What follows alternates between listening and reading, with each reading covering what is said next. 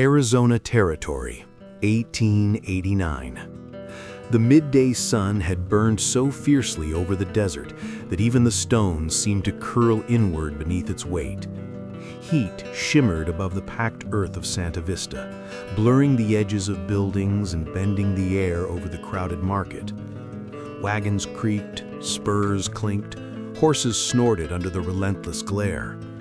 Dust hung in the air thick as smoke, stirred by boots and hooves and the constant shuffle of business. Samuel Hardin moved among the pens with the unhurried caution of a man who hated wasting time. At 42, he carried the solitude of years on his shoulders, scarred hands, a guarded gaze, and a posture shaped by work rather than pride. Lone Ark Ranch waited miles away, demanding labor that never truly ended. He had come only to buy a young steer, nothing more. But a shift in the sound of the crowd caught him, a ripple of unease, the focused energy of people gathering not for trade but for spectacle. Samuel frowned, listening. Market noise had rhythm, this broke it.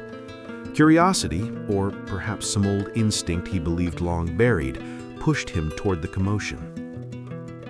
At the far end stood a wooden platform, little more than planks nailed together. Marcus Brady, thin, sharp-faced, always smelling faintly of sweat and dishonesty, stood upon it. Samuel knew him from reputation alone, a man who dealt in anything that turned profit, whether animals, contraband, or the misfortunes of others. Beside Brady stood a young woman, barefoot on the hot boards, thin, dust-covered, wrists bound. Scratches covered her arms and her hair fell in a tangled, wind-beaten curtain around her face. She looked no older than 20, maybe less. The rope at her wrists was cruel enough, but it was her eyes that caught Samuel and held him steady. Dark, steady, alive. Not pleading, not defeated, simply enduring, like a wild creature that refused to bow even when cornered. Brady raised her chin with a jerk of his hand, turning her toward the crowd. "This girl's name is Mira Lynn, deaf, mute, but she works harder than a mule and don't talk back. $50. A few men barked laughter. Others eyed her like livestock. Someone shouted that he'd buy her if she cooked. Another asked if she came with a trial period. The harsh amusement scraped at Samuel's nerves. He had seen people stripped of dignity before, during the war, during the years after when the frontier chewed the weak and desperate. He hated that memory. He hated that this felt too familiar. Mira lifted her eyes again. She met his stare. A quiet challenge lived there. Not begging and not hope. Something else. Something that struck him deep. Before he fully understood his own voice, he heard it break the air. "I'll take her." The market froze. Wind seemed to pause with it. Brady's grin widened as though he had been waiting for that exact moment. $50. Cash. Samuel handed over the tight roll of money, nearly every dollar he had set aside for the steer. His chest tightened, but he didn't look back. Mira stumbled as Brady shoved her forward. Samuel cut the rope from her wrists with his pocket knife. She tensed, bracing for harm, yet he only stepped aside and pointed to his wagon. "Come," he said, slowly, shaping the word clearly. She watched his lips, nodded once, and followed. The road home stretched long and shimmering beneath the setting sun. Mira rode in the back of the wagon, knees pulled up, gaze fixed on the horizon. She did not fidget or shrink. Silence surrounded her like a mantle. Samuel found himself glancing back more often than intended, wondering at the stillness she carried. Near dusk, a tremor passed through the earth, the faintest vibration, barely noticeable. Mira reacted instantly. She reached out and touched Samuel's shoulder with firm urgency. Her gestures came quick, sharp, certain, pointing east, then downward, and slashing her hand through the air in warning. He didn't understand her signs, but he understood fear, or the absence of it. Mira wasn't panicking. She was sure. Trusting her instinct, he turned the wagon. Minutes later, they found a narrow cut in the earth, almost invisible until one was on top of it. They descended just as a monstrous dust storm crashed across the plains behind them. Wind screamed like a living creature. Sand swarmed the air in thick walls. Mira pressed herself against the stone, steady and focused. Samuel threw his heavy coat over her shoulders before tying down the panicked horses.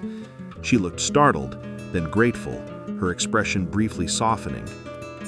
Hours passed before the storm died. Night settled over the desert. When they made a small fire inside the natural shelter, Mira sat with her knees drawn close, lit faintly by the glow. She formed her name with her lips, Mira, and it felt like something delicate placed between them. Samuel lay against the rock wall later that night, letting her have the bedroll. When he woke once during the night, she was watching him quietly. She pressed her fingers to her chest, then extended her hand slightly toward him in a gesture he didn't fully understand, but he felt the meaning all the same. A small beginning. Lone Ark Ranch sat between two long ridges, sparse and weathered like everything that survived in the Arizona heat. Samuel had built the place with his own hands, board by board, year after year. It was quiet land, hard but honest. Mira climbed from the wagon slowly, taking in the corral, the barn, the faded adobe house. When her eyes reached the horses, something in her softened. She approached the fence, and Pepper, his most sensitive mare, walked straight to her. Mira touched the horse's shoulder, then pointed at her hind leg. Samuel inspected it. A strain. Recent. "You saw that?" he asked out of habit before remembering. She already walked toward the barn, gathering herbs and salves with the confidence of someone who had done this many times. The mare relaxed under her touch, as though Mira carried calm in her palms. That evening, Samuel watched through the barn doorway as Mira soothed a restless colt. She hummed, a fragile, cracked melody that trembled with effort. It didn't sound like a voice used often or comfortably, but it carried an odd sweetness. Samuel stepped inside. "I thought you couldn't speak," he said gently. Mira froze. Fear flickered across her features. She touched her throat, then shook her head, trying to explain sound without speech, voice without strength, a voice once torn from her. He stepped closer, careful not to startle her. "It doesn't matter," he said slowly. "You're whole, in your way." She swallowed hard, eyes glimmering with something fragile, relief mixed with disbelief. Over the following weeks, Mira moved through the ranch like someone reacquainting herself with a forgotten home. Birds perched near her. The old ranch dog, usually suspicious of strangers, followed her everywhere. The cattle calmed when she entered the pen. Children from nearby ranches came shyly, drawn by quiet stories that she eased fevers with a touch. Samuel tried not to think too much about how natural she looked, walking between the stables in early light, her hair catching gold in the sunrise. Yet he did think of it too often, more deeply than he intended. But rumors traveled faster than wagons. People whispered she was unnatural, that she healed without knowledge, that animals listened to her, that she never spoke.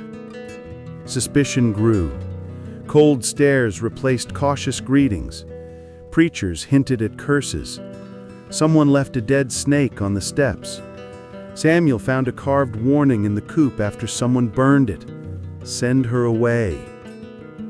Mira insisted she should leave. Samuel refused. They argued with gestures, stubbornness, and long, tense silences. Neither of them wanted to abandon the other, though neither of them spoke the truth aloud.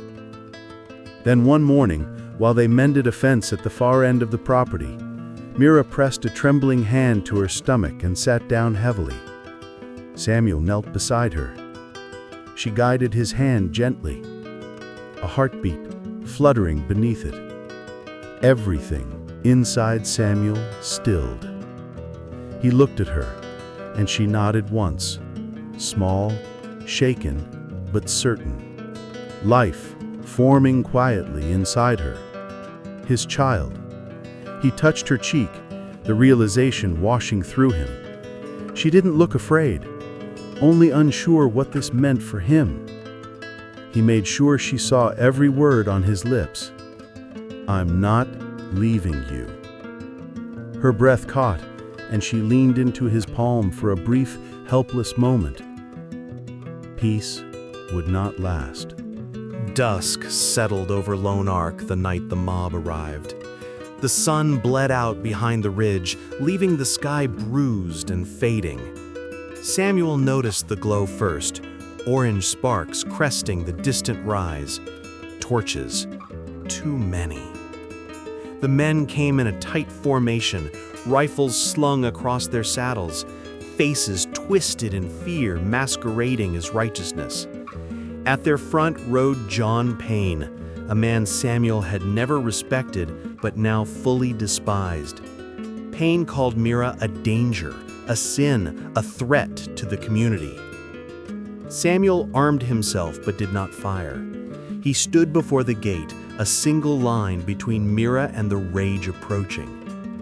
Mira appeared behind him before he could stop her. She stepped forward, calm, her hand on her stomach. Gasps rippled through the mob. Samuel's voice was steady as he interpreted Mira's signs. She's not a witch, not a curse. She hears the earth, feels pain like you hear sound. She harms no one. She lives the life God gave her. The mob tightened. Someone raised a rifle. Then Mira closed her eyes. She began to sing. Not with a full voice, not with ease, but with a trembling, broken melody that rose like smoke. The sound slipped through the growing darkness, fragile and eerie, more breath than music. The horses reacted first. A shudder passed through them, then one by one they reared, snorting wildly. Saddles slipped, riders fell to the dirt, and then, almost impossibly, the animals knelt.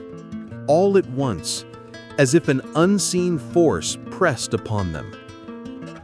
Silence swallowed the world. Fear cracked. Men fled. Others backed away in shame. A few stared in awe, unable to explain what they had witnessed. Samuel moved to Mira, wrapping her in his arms. She trembled from effort, but her gaze was steady, anchored to him. You're not a curse. You're strength. You're life. You're my woman and the mother of my child. Mira pressed her forehead to his chest, her fingers gripping his shirt, clinging not from fear, but from something deeper, something she could not shape with sound. And there, under the settling quiet of a desert night, their true story finally began. Not with a purchase, not with fear, but with a choice. Two lives bound by defiance, tenderness, and a love strong enough to silence an entire mob of men.